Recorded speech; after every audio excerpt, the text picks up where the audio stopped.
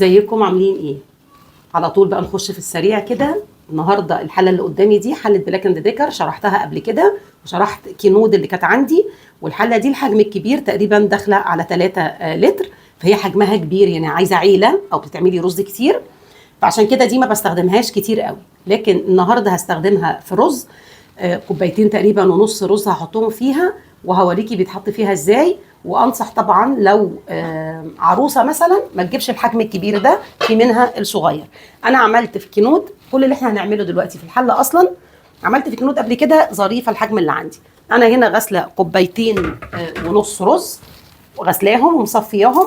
هحط الرز، ولو انت عايزاه رز ابيض اوكي، عايزه بقى رز بشعريه بتكوني مجهزه عندك شعريه. انا مش بقلي فيها الشعريه، انت دي ما بتنفعش تقلي، ممكن هتسخني بس هتاخدي وقت طويل جدا. فانا هنا شعريه حطيتها على طول، كنت عاملاها كده على طاسه. دايما بشيل الشعريه متحمره بدون زيت اصلا عندي لو انا مش عايزه استخدم دهون.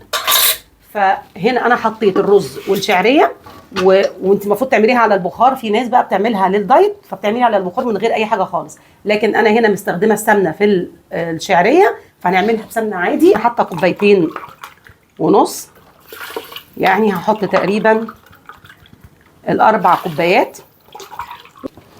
كل اللي احنا هنعمله في الحله ان انا هعمل كده خلاص. دي المعلقه طبعا اللي بتيجي معاها.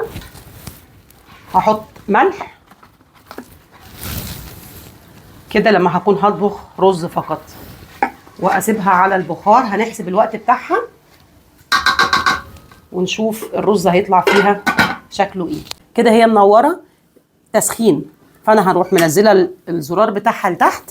هي عكس كينود، هنزل الزرار بتاعها لتحت واسيبها تخلص وقت الرز بتاعها والتسويه، وهوريكم في الاخر استوى شكله ايه. دلوقتي الساعه 10، انا في مصيف واحنا طالعين من البحر متاخر واكلين كتير قوي على البحر، فاحنا غدانا هيكون الساعه 10.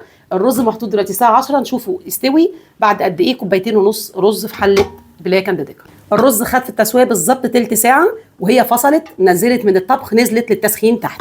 انا هفتح دلوقتي الرز هوريكي الاول شكله ايه. بصوا ما لزقش واستوى كله.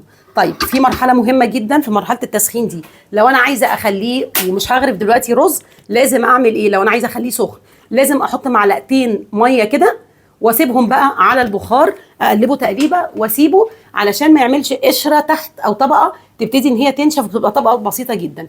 الرز عايزه اغرفه عشان اوريه لكم.